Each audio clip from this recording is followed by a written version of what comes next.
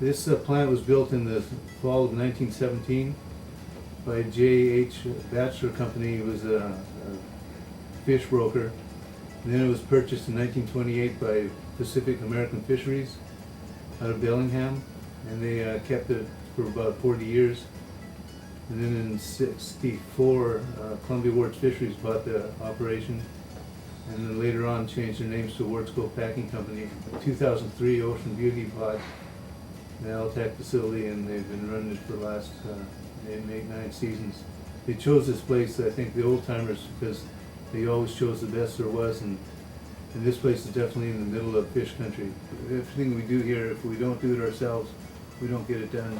So we have our own water system, we have our own power generating plant. We do all 5 species of salmon here. We have the king salmon, the pink salmon, the sockeye, the chum or dog, and the silver or polo.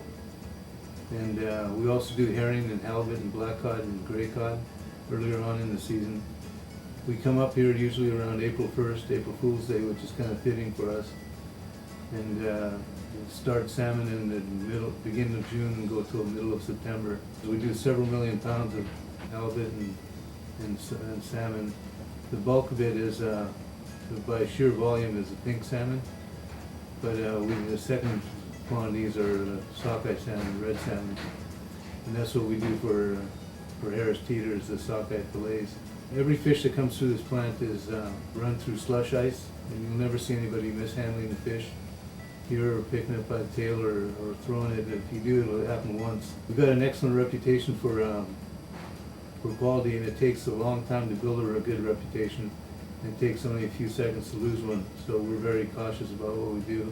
We have one guy that is our top grader, and he touches and sees every fish that goes through this plant, and that gives us a real consistent grading. We have other graders also, but every fish runs past the one person. We do fillets, vacuum packed fillets, pin bone in, pin bone out. We do halibut fletches. We do canned product, a quarter pound. We're a remote location. We're 100 miles from the city of Kodiak. You have to get here by plane or by boat. There's no roads that come down here.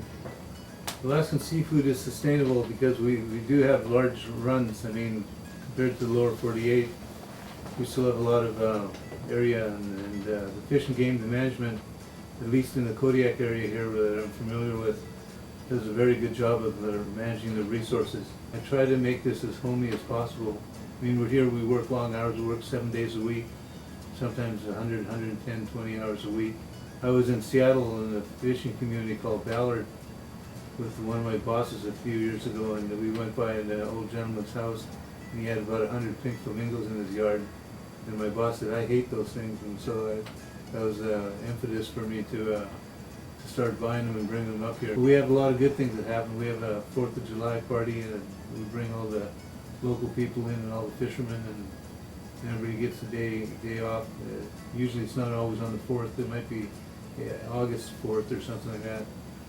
But we have survival suit races, and we have dancing. The native dancers come over and play volleyball and give prizes out. And we'd have a parade, but we only have 2 vehicles here, so it'd be a short parade.